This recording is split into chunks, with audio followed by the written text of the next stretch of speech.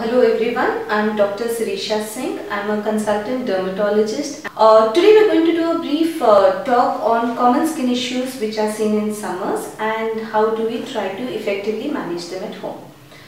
The commonest skin issue that is seen in India during summers is prickly heat, which is also commonly known as the heat rash. Prickly heat or heat rash happens when the sweat glands of the skin get blocked. It is usually seen as tiny red bumps on the skin or maybe a bubble-like appearance on the surface of the skin.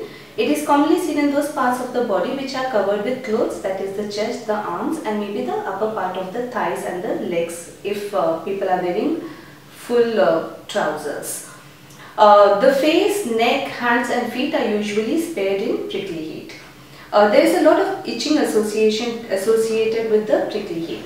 Now, how do we manage prickly heat if we get it at home? The most important thing in prickly heat is to try and wear loose clothing which is made of cotton or linen or any other similar breathable fabric. Try and avoid using a very greasy moisturizer on the surface of the skin. You could use a gentle light moisturizer, maybe a moisturizer which contains aloe vera and preferably with some amount of vitamin C added onto the moisturizer. It is advisable to try and stay in a cool environment, stay in the room with a fan so that there is cool air circulating in the room, or in an air conditioned environment to cool down the temperature in the room. It is also advisable to consume a lot of fruits which are rich in vitamin C, particularly the citrus fruits like orange, kiwis and grapes. If in spite of taking all the precautions one still develops a prickly heat, you could use a light calamine containing lotion to soothe down your skin. If the prickly heat persists for more than 3 days, it is advisable to consult your dermatologist for further medical treatment. Another common problem that we see a lot in summers in dermatology OPDs is fungal infections, or what are commonly known as yeast infections. Fungal infections are very common in the body folds. They are very common in the groin area, very common in between the toes of the feet and very common in between the fingers of the hand as well. In women, another common area of getting a yeast infection is just below the breast, where the breast tissue overhangs the abdominal wall. Fungal infections usually happen due to retention of moisture in the body folds, and the sweat works as a perfect environment for overgrowth of yeast in these body folds.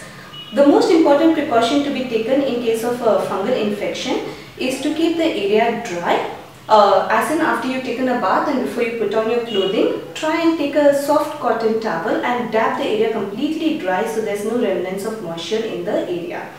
It is advisable to wear loose cotton clothing or linen fabric so that the skin gets a chance to breathe. If in spite of taking these precautions you get a fungal infection, there are some antifungal dusting powders which are available over the counter, and one could try these antifungal dusting powders for a short-term use. If however the itching persists, the redness persists and the rash persists in spite of using the antifungal dusting powders, it is advisable to consult a dermatologist who would give you a prescription for either antifungal creams to be applied, or in severe cases you may be given a prescription for antifungal tablets to be consumed orally.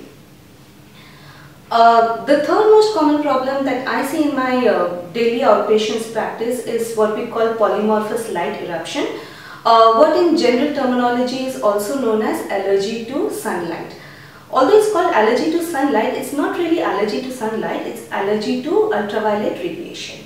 This typically is seen in the last weeks of February, March and maybe in the early few weeks of April as well. This usually happens because there's a sudden increase in the UV index from winters to the spring season, and there's a sudden high dose exposure to UV light in the atmosphere.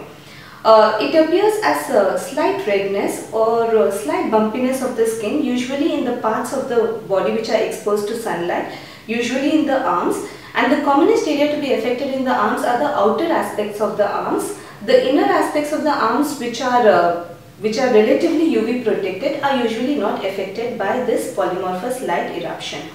The ears could also be affected by this particular rash.